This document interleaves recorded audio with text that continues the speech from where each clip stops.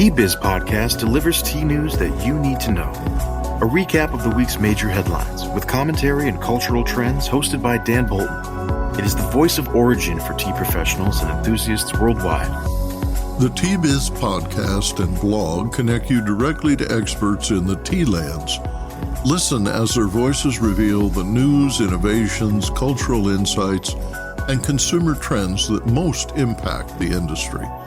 Paired with Tea Journey, a digital magazine for tea enthusiasts, the T-Biz portal is a global resource for everyone who loves tea.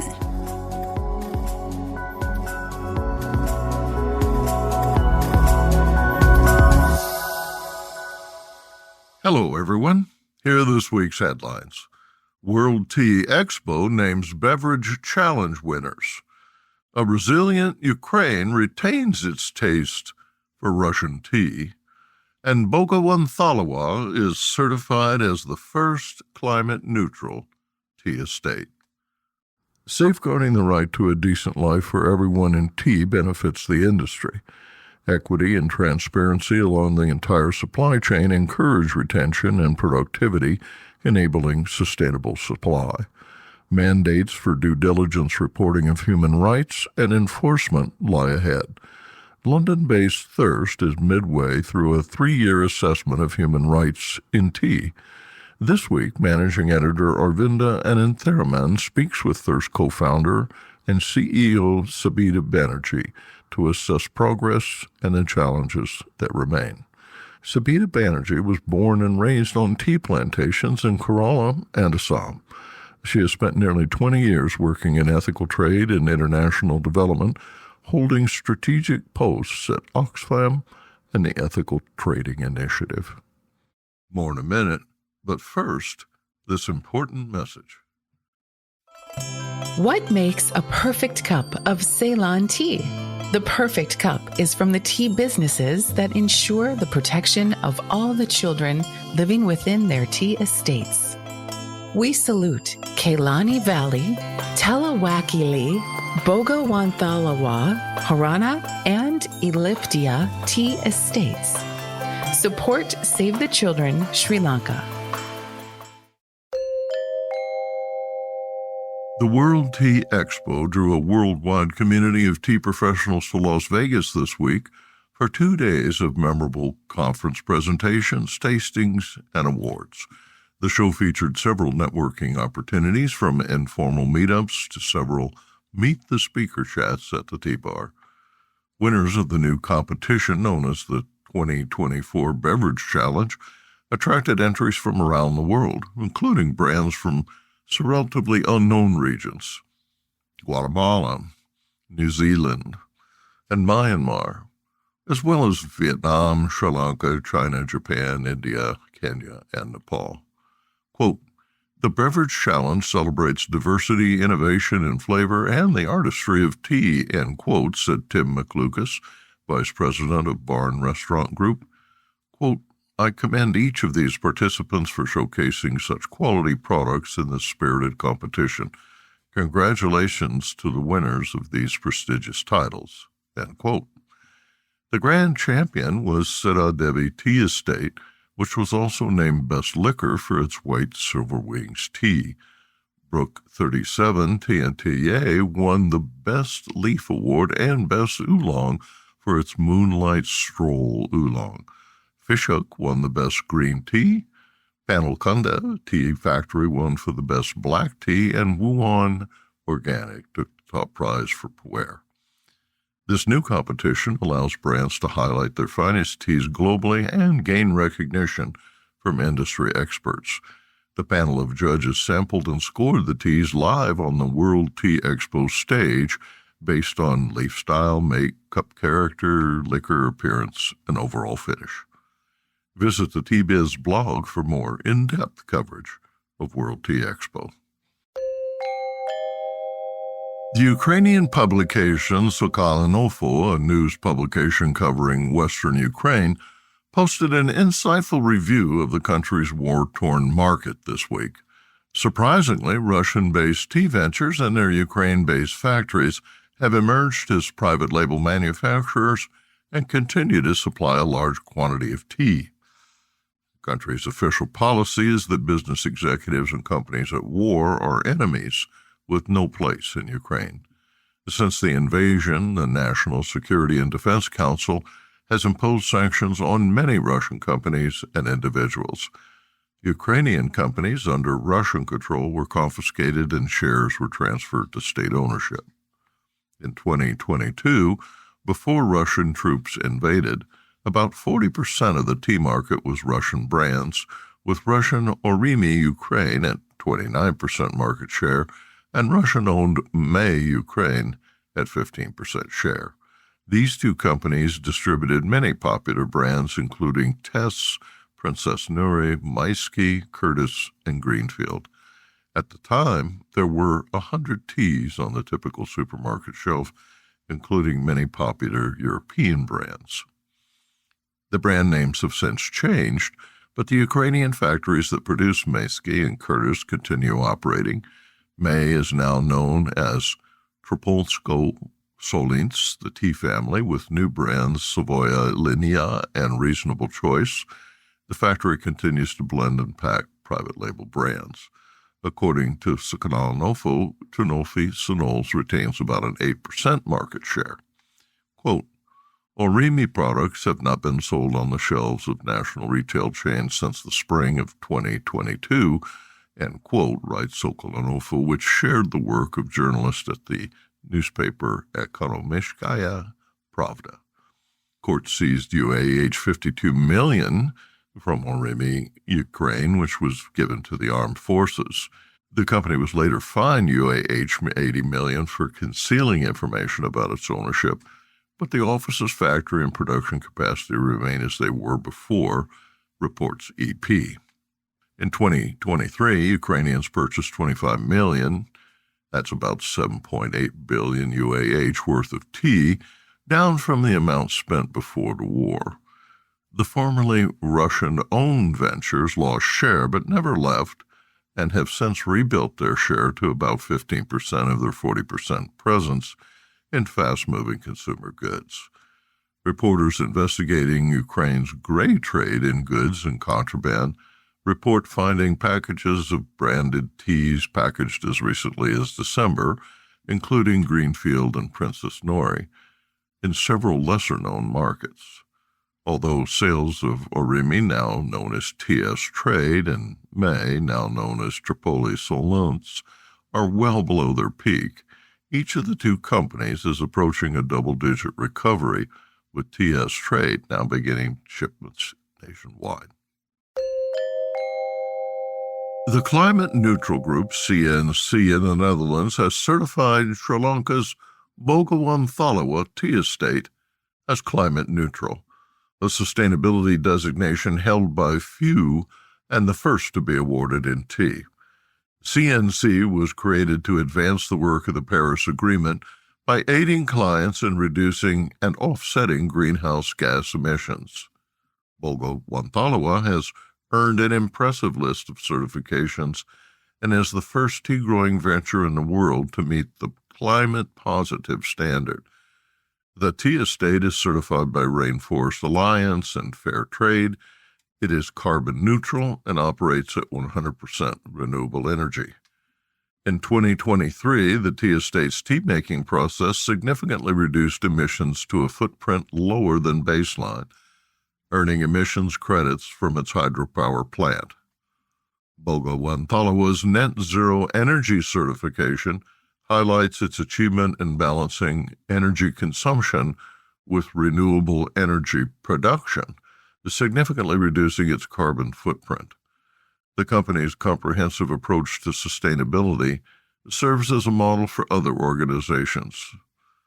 NEWSMAKER, director and CEO of Bogawanthalawa Tea Salon, said, quote, Our international reputation and accolades are not only significant achievements in managing our carbon footprint, but also add to our competitive advantage in the global market.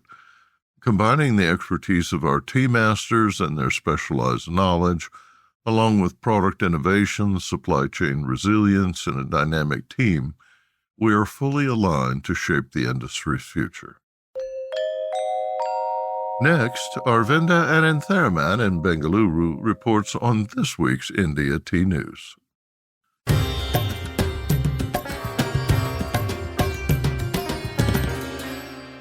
India Tea News for the week ending March 22nd, 2024.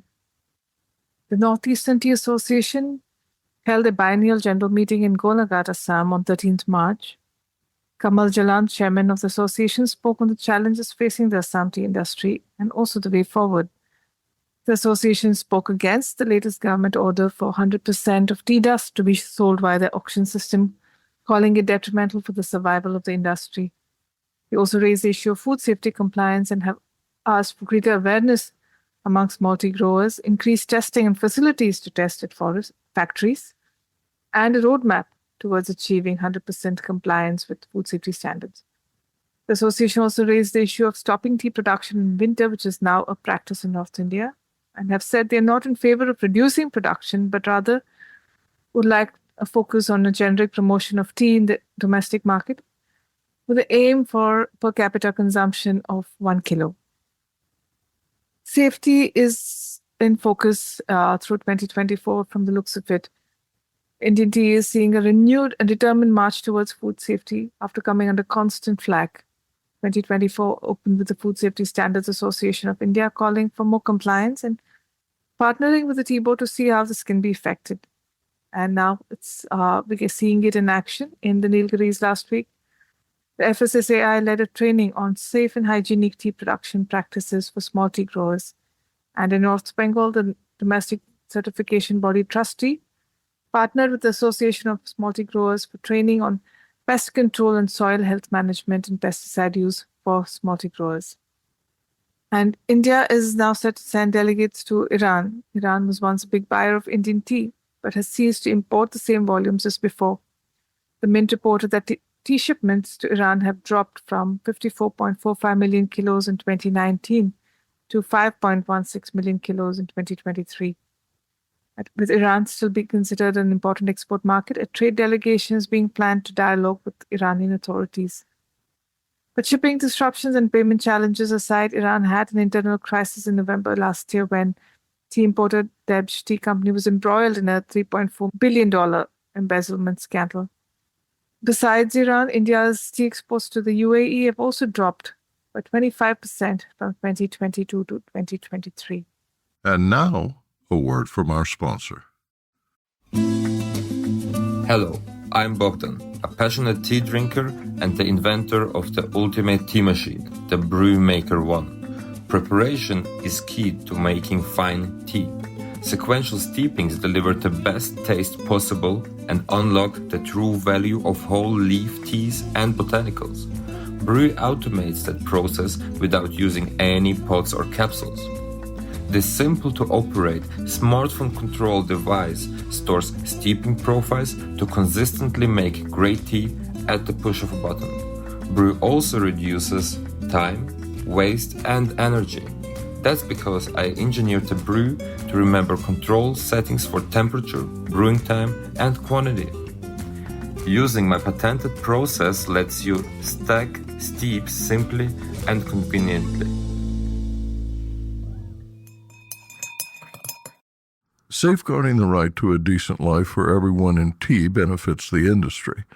Equity and transparency along the entire supply chain encourage retention and productivity, enabling sustainable supply. Mandates for due diligence reporting of human rights and enforcement lie ahead. London-based Thirst is midway through a 3-year assessment of human rights in tea.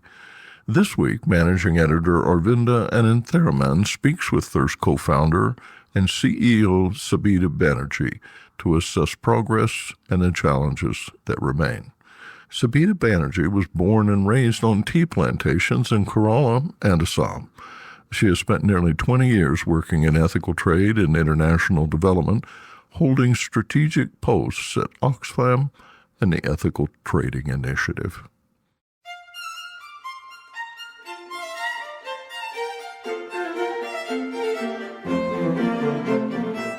London-based Thirst, the International Roundtable for Sustainable Tea, a non-profit human rights initiative, launched a 3-year human rights impact assessment study in 2022. The study aims to listen and understand the human rights concerns in the tea sector and bring stakeholders together to seek solutions. We've been following Thirst's study from the start, and now with Phase 2 complete, we caught up with CEO and founder Sabita Banerji to hear about the findings and next steps. Sabita is an economic and social justice consultant, campaigner, writer, activist with over 2 decades in international development and trade justice. Thank you, Sabita, for joining us at TBiz. I've been glad to keep up with the study by Thirst and to keep up with what you've been doing. So really looking forward to hearing what you have to share with us today on Phase 2. Thank you for having me on. I was reading the report that you've already published on the Thirst site, and I think there's a lot of things there that are current preoccupations with the industry folks. But before we go into that, if you can just once again introduce the study that you planned, what Phase 1 was and Phase 2 was, that would be good for our listeners. Thanks, Aravinda. Yes, so the report is the second one in our 3-year human rights impact assessment of the global tea industry. It's quite a unique study in the sense that it's an independent human rights impact assessment. It hasn't been commissioned by any company, although we have had contributions towards it from various companies and organizations. And so that's one unique thing about it. It's also, we're doing it over 3 years, which I think is quite unusual for a human rights impact assessment. And the fact that it's at an industry level is quite unusual. Human rights impact assessments are usually done by one company of one of their supply chains to one country, whereas we're not looking at every single one of the 60 countries where tea is grown and every one of the thousands of companies involved, but we're looking at how the industry itself operates, because we believe that there are probably a lot of answers from that perspective about how the human rights of tea workers and farmers may be impacted. The last thing that's quite unique about the study is that we're not intending to present the tea industry with a list of recommendations, but we're pulling together as much information as possible that will help them with other stakeholders to sit down and come up with the recommendations themselves. We're hoping that we'll be able to get them together with NGOs, with trade unions, with different stakeholders and actors throughout the tea value chain to work out solutions to the problems that we've highlighted using the analysis that we've done on the root causes of those breaches. And it's for them to come up with solutions that will be realistic, but also because the trade unions and NGOs would be involved as well, that would also, sufficiently meet the needs of the tea workers and farmers. So in year 1, just 2022, we published a literature review which outlined how the tea industry works, the scope and scale of it. We listed many human rights standards, laws, regulations, policies from international level down to individual company level. And we then looked at the reality for tea workers and farmers as reported in a wide range of reports from the media, from academics, from government, from NGOs, from trade unions. And we identified a significant gap between the human rights in principle for the tea workers and farmers and the human rights in practice. And then this last year, we then did this root cause analysis of that gap between the human rights in principle and human rights in practice. And you asked about how difficult it was. It was actually, it was obviously a lot of work because we interviewed and did surveys and did focus groups of around 200 industry stakeholders.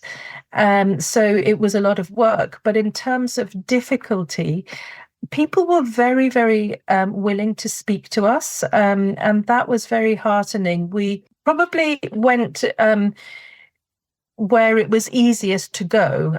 We focused on South Asia and East Africa, partly because that's where we have the most contacts, but also because Thirst is based in the UK, and a lot of the retailers and brands that we interact with are UK based, and they buy a lot of their tea from South Asia and East Asia, and East Africa.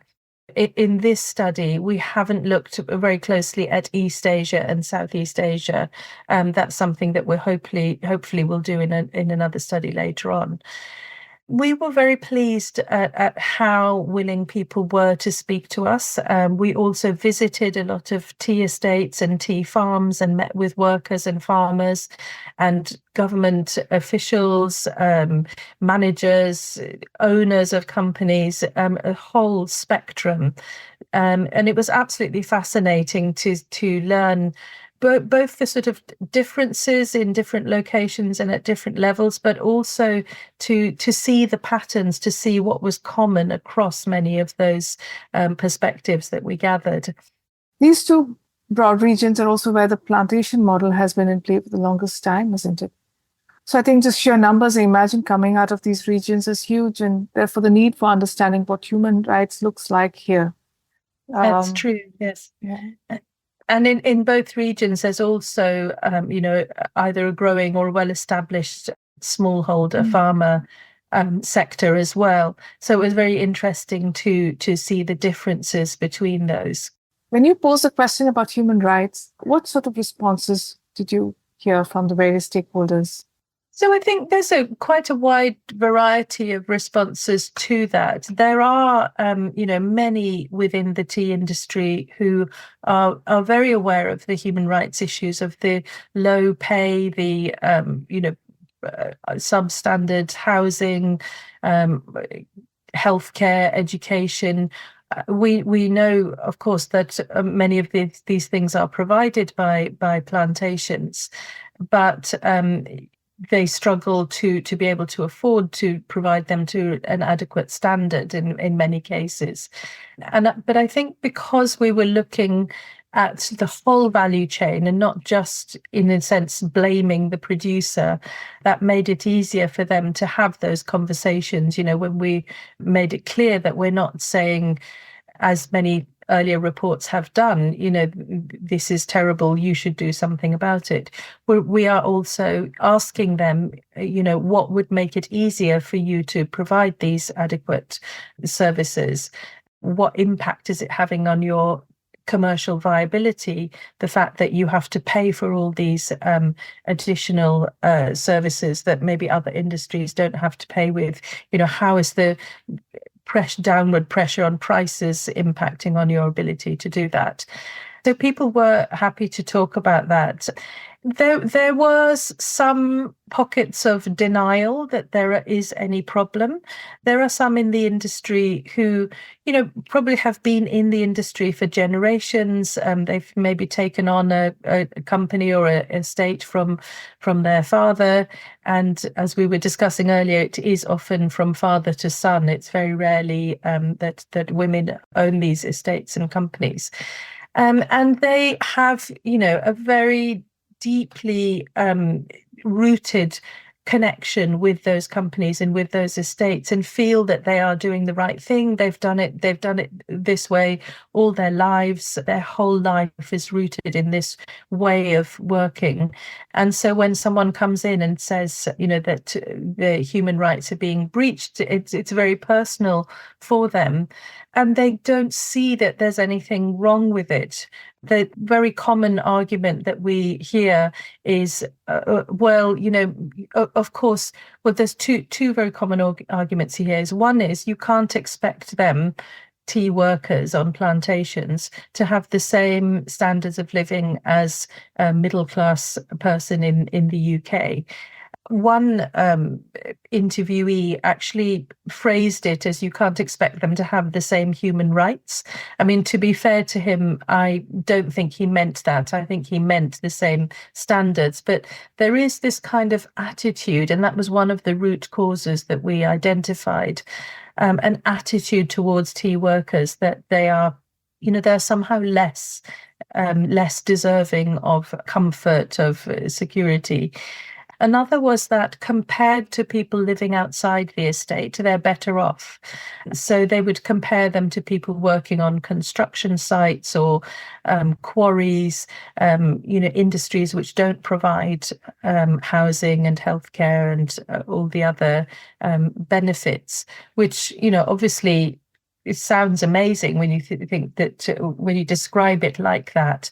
Whereas, what Thirst and many NGOs and people who work in the human rights world are saying is that you shouldn't be comparing any worker with another worker who's worse off. That's not the benchmark. The benchmark is the internationally agreed human rights, is the national regulation for what standard those benefits should reach.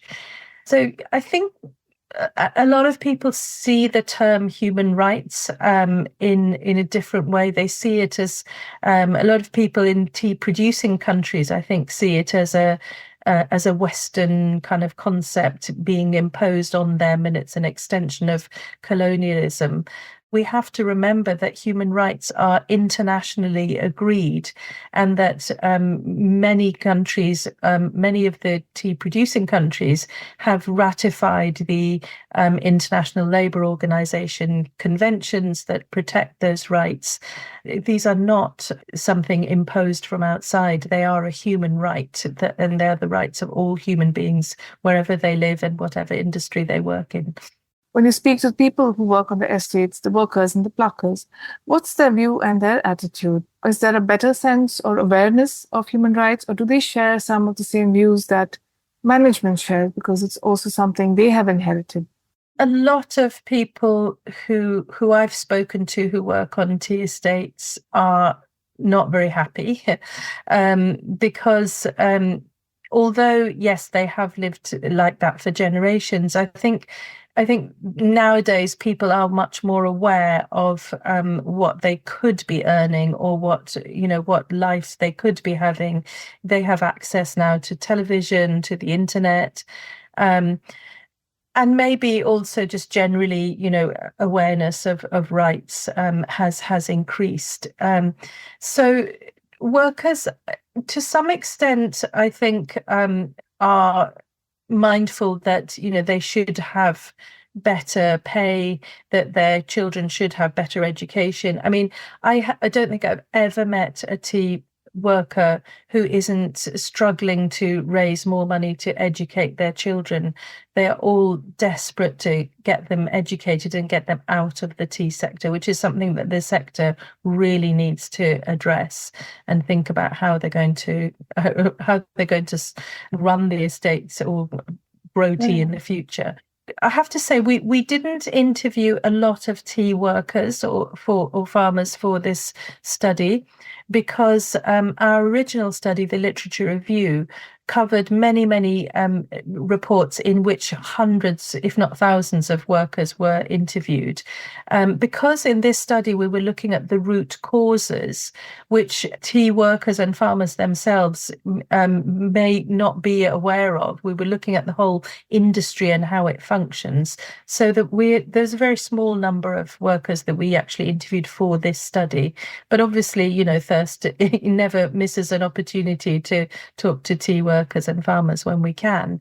They are aware of the impacts of these things, but they're not so aware of the root causes behind it. But occasionally you would get glimmers. So in some tea factory workers that I interviewed in Tanzania showed that they did understand that there was, an issue about the price that is received for the tea, and that's why it's hard for them to receive a better wage. I've spoken with a tea worker in India who, when I asked, why do you think it's mostly women who are plucking tea, who are employed to pluck tea? And she said, because we are easier to boss.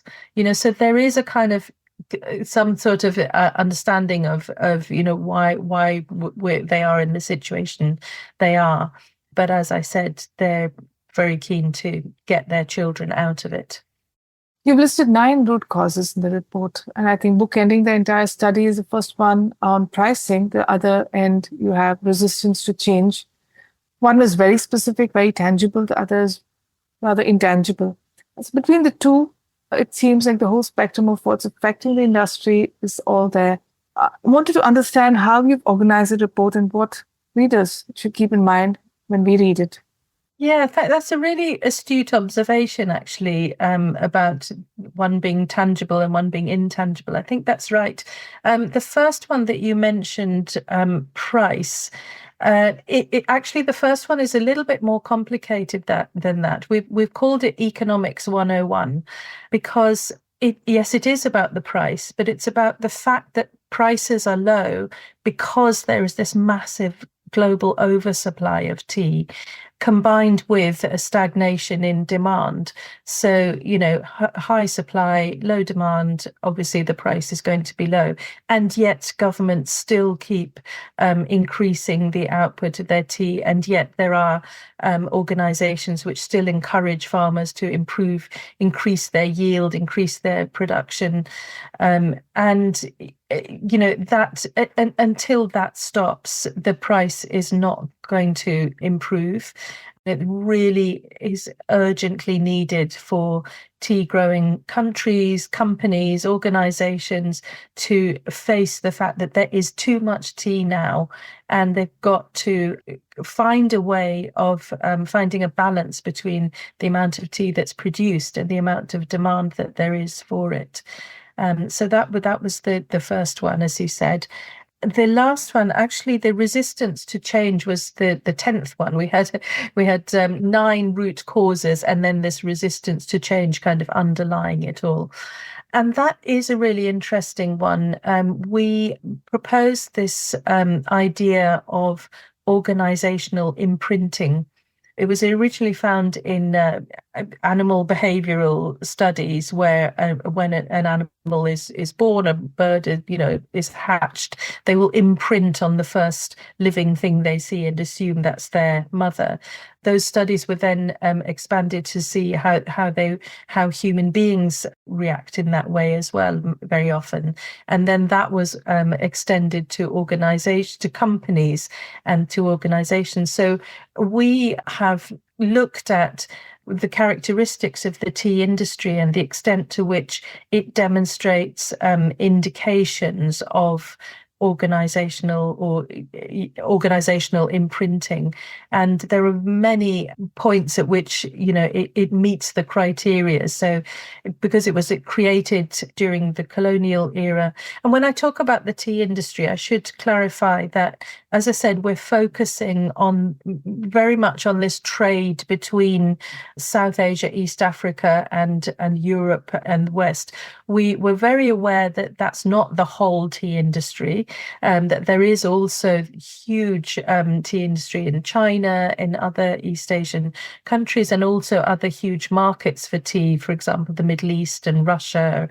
But we're looking very specifically at a large part of the tea industry, and one which is rooted in this colonial past. And because it was created at that time, many of the systems and behaviors and attitudes and processes have been preserved very much intact from that time. And so, as well as the kind of tangible, to use your word, things like the way that tea is traded, like the way that plantations are organized, hierarchies, even down to the siren that goes off at 6 o'clock in the morning to get people up and going to the tea fields, all the way to the attitude that managers have sometimes shown towards workers, in some cases talking about them as if they are less than human. And, how do you respect somebody's human rights if you don't see them as human? So yes, those were 2 very important bookends. But I would say that the other root causes that we identified, they are all interconnected. So, the colonial past is connected with the attitudes, which was one of the root causes. One of them was entrenched trading practices. That's obviously connected to colonialism, but it also affects the price. And so, they are all interconnected. I wouldn't want to just pick one out and say we should work on this. It has to be looked at as a whole. When you look at the multiple stakeholders, how big is the divide between the various groups, whether management and worker, men and women, small farmer, big estate? Do you see a big divide within the industry, or is there a little more cohesion that's sort of coming in? Because that too was one of the problems listed as a root cause, isn't it? Yes, the fragmentation of the industry at every level, and this was what was interesting about the study, was that each of these root causes, we're not seeing them just at one level of the tea value chain, but throughout the value chain. So, for example, the sort of unequal power dynamics was one of the root causes. So you see it between women and men in plantations. You see it between the different hierarchies in a plantation. You see it between tea producers and the buyers, or tea producers and the brokers that broker the relationship between them and the buyers. You see it between the powerful supermarkets and the tea companies that they buy from. So, all along the value chain is this same root cause playing over and over. And that we saw, again, in the fragmentation as well. The tea industry is becoming more fragmented, I would say, because, originally there was this plantation model, and as I said, a lot of it still remains intact. But there's, a very rapidly growing smallholder farmer sector. Obviously, it's huge in Kenya, where there are over 600,000 smallholder farms who are part of the Kenya Tea Development Agency. But in other countries, there are also a growing number of smallholder farmers. I was very struck personally by the difference between workers on tea plantations, how they lived, how they were treated, how they felt about themselves, and smallholder farmers. When I was speaking to Dan about this a few months ago, I mentioned this, that you have a plantation which has labour regulations in place. In countries like India, there's the Plantation Labour Act, and yet, because of the way that plantations are historically structured, because the houses were built in the colonial era, and often are still the same structures as before, there's a risk that those workers actually are very much more subservient to the management. Their houses are smaller, are less, well decorated. They're in less good repair. And the smallholder farmers, even though none of them were rich by any means, the ones that I met, and I'm this is very anecdotal, a proper study would need to be done of it, but they appeared to me to have more resources available. Their houses were better condition. They were often supplementing their tea with other crops, so they had crop diversity, which is also better for the environment, and but above all, they had self-respect, they had dignity, even down to a small detail, like when you visited a worker on a tea plantation, often the person showing you around would just walk into the house without knocking, whereas the tea farmers were treated with much more respect, and that came through very strongly. Did you see anything that blew your mind in terms of change when you did the study? Well, like I said, I don't want to be seen to be like endorsing a particular approach over another one, but what I found very interesting to see, there are a lot of small enterprises which I think are doing some amazing work. So small kind of boutique tea estates that's combining specialty organic tea with tourism. Now there are people in the industry who would say, well, that's all very well, but that's very small scale. It can't, it can't have an impact. But, anything big is made up of small elements. So I was very impressed by the block farming approach in Tanzania, and I believe the same approach is used also in Rwanda. There, where that's a system where a block of land is allocated to growing tea, but the block is divided up into smaller portions, and the land is then given or sold to individuals in the community who would otherwise not own their own land. So very often it's women or young people, and then they all grow the tea together. So it has both the kind of individual freedom that the smallholder farming model has, but it can benefit from the economies of scale by being this large block, and all the leaf is collected together. There are extension officers who can go and advise on the soil, and fertilizer can be purchased in bulk, etc. So that was a very impressive model, and I spoke to many of the farmers who were using that model and found it very productive and helpful. Is that a variation of the cooperative in some way, or have they addressed some of the challenges that otherwise the traditional cooperative model has? There were, I believe, in the case that we saw in Tanzania, which was in Njombe in the south, the land was owned cooperatively, but the farming that was done individually. I mean, they did have to cooperate with each other, but they weren't a formal cooperative of in terms of the farming. So yeah, it is a sort of take on cooperatives. But there are other examples of smallholder associations rather than cooperatives. Because I think one of the risks of cooperatives in some contexts is that they can be open to exploitation. They can become very political. So sometimes a smallholder association can work better. You mentioned tea drinkers, tea consumers. And another of the root causes that we identified was the lack of transparency in the tea sector, or kind of lack of awareness along the value chain. And again, like with the other root causes, this manifests at different levels of the value chain. And tea drinkers, tea consumers are, on the whole, completely unaware of how the tea industry works, of the condition in which tea workers and farmers are living, the poverty that they are living in. I give a lot of talks about tea, and people are always really surprised. I mean, despite the fact that, ever since the inception of the industry, there have been endless media reports about this. I think, I don't know whether people are in denial.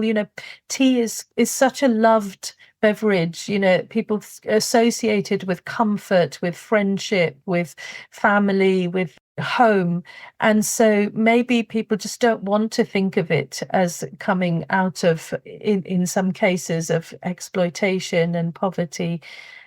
But and when they do become aware, they always want to know, so where can we, where should we be buying tea from which isn't subject to exploitation? And I always have to say to them, well, Thirst doesn't endorse any particular company, but you need to be aware of these situations, and you need to be aware that the price you're paying for the tea is way below what is needed in order to allow those workers and farmers to be living a decent standard of living. And that's the communication that's just not gone out, isn't it? Industry has not told consumers that, listen, we are in trouble, can you help us out? If consumers will sit up and take notice and say, okay, what can we do? And maybe, yes, okay, we could pay a little more. Can that happen? I think part of the reason for that is another of the root causes we identified was an over-reliance on certification.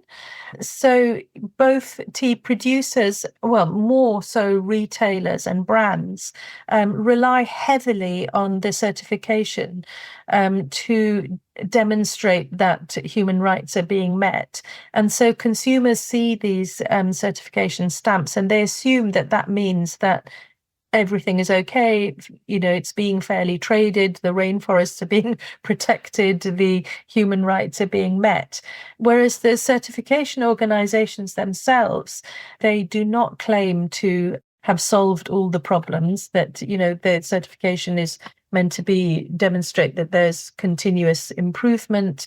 But the system is a problematic one because it costs a lot of money to certify, and there are those in the industry who say that money could be better spent in investing in the well-being of the workers directly, rather than in this whole system of auditing and labeling. The audits themselves are costly. They're an additional cost on the producer, and audits have been found repeatedly to not find human rights abuses. I mean, the recent, a year ago now, the Panorama expose on sexual exploitation in tea estates in Kenya were on Rainforest Alliance certified estates. So I think both consumers and brands and retailers need to recognize the limitations of certification and, do their human rights due diligence really thoroughly themselves and make sure that they're taking whatever steps are necessary to avoid those things happening. So I traveled around South India, Tanzania and Kenya. My colleague Dharmaraj, he went to Sri Lanka and traveled around there, met a lot of workers and farmers there. And we also did a survey, a global tea producers survey.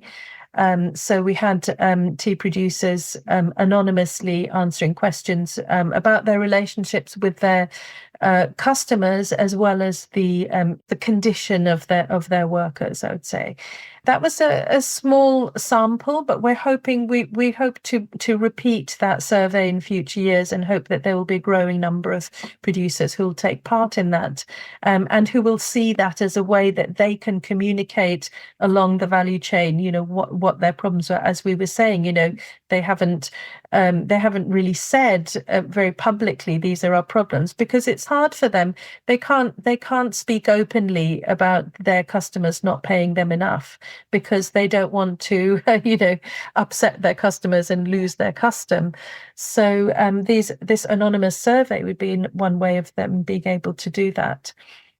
What you've managed is to get people to start speaking up. I think that's a huge first step, isn't it? Speak up, not so much to complain, but speak up to articulate problems and say, okay, now can we look at finding solutions? Exactly. Yeah. I think that really sums up what Thirst is trying to do. We're trying to listen to everybody, listen to all perspectives, and we're solution oriented. And I just wanted to add, when you ask where we've been and who we've spoken to, as well as those countries, we've obviously also done a lot of desk research and interviewed many other players in the tea value chain. So we've had focus groups of supermarkets, focus groups of ethical tea partnership members. We have spoken with experts on gender, experts on international supply chains. So we've looked as well as along the value chain, including at the brand and retail level. We've also looked more broadly at the context within which the tea industry is operating. So we're really looking at it on the whole.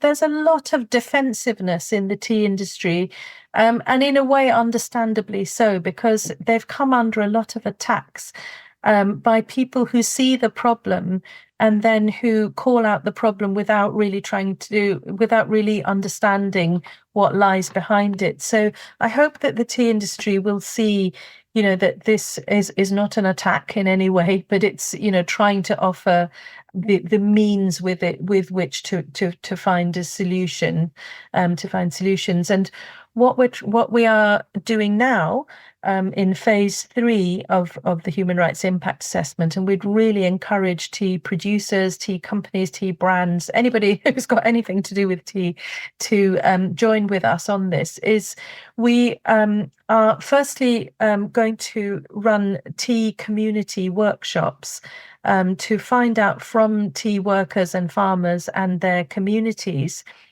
For the first time, we're not going to be asking them about their problems. They've been telling everyone their problems for 200 years. Now we're going to ask them what their ideas are for the future of the tea industry, what their own plans are, what their hopes are. So this would be a forward-looking exercise, and to hear from the people themselves, what they need. And I think particularly we're going to focus on women and young people. Women, because they constitute, the biggest majority of the lowest paid people in the industry, and on whose back the entire industry rests, and young people because they are the future of the tea industry. So we want to know, what they feel and what their ideas are, and then we're going to bring all of this together, and we want to sit down with different sectors of the tea industry, as you say, to come up with solutions. So we want to present all these findings to the industry and say, this is these are the human rights and regulations that are in place. This is the reality for tea workers and farmers. There's this huge gap. These are the root causes. Here are some other ideas of other approaches that have been tried. This is what the tea workers and farmers themselves think should be done. Now let's take all this together and sit down together and try and figure out, what can we do? Are there some low-hanging fruit that we can start with to solve some of the issues?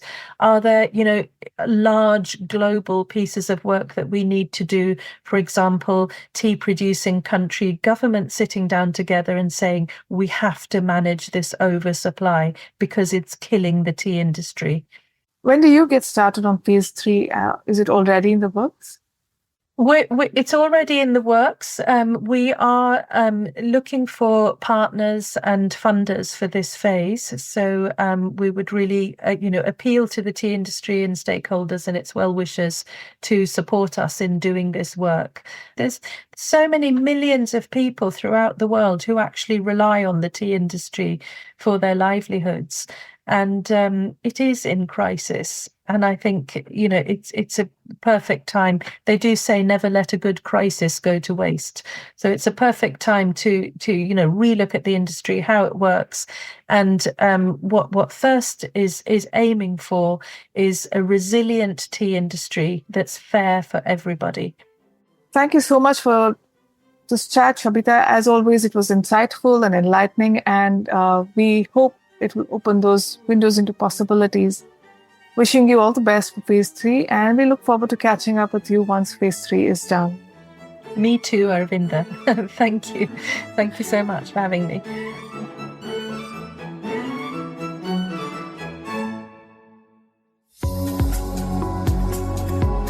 Intrigued by what you heard in today's podcast? Would you like to learn more from our global network of tea biz journalists and tea experts?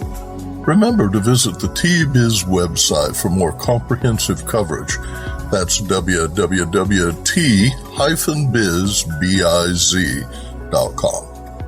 Thanks for listening. Farewell till next week.